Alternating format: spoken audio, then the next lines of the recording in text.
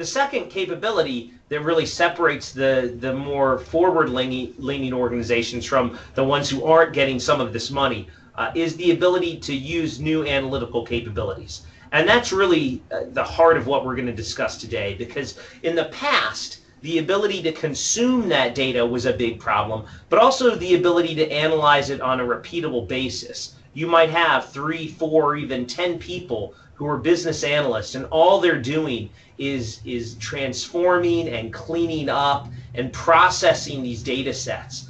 It's a very, I would say, frustrating and non-enjoyable task to perform, but you needed those people because a lot of the data sets that you were connecting to were very messy, and it was difficult to get your insights without first doing all that cleanup, and you had to do that cleanup on a regular basis. So being able to automate that to some degree and use the new analytical capabilities of the platform are critical to those organizations that are trying to take advantage of being the first mover in this space.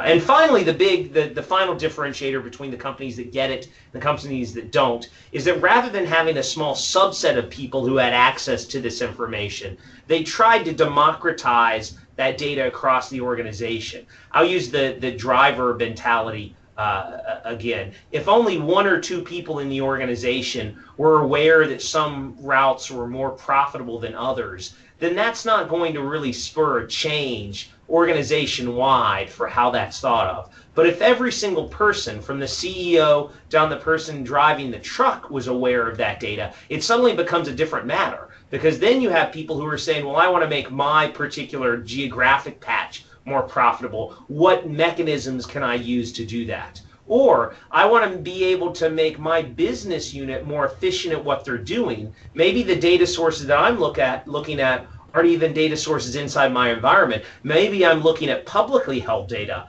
things in databases that everyone has access to, but I'm the first person to get to it and have the tools to work on it.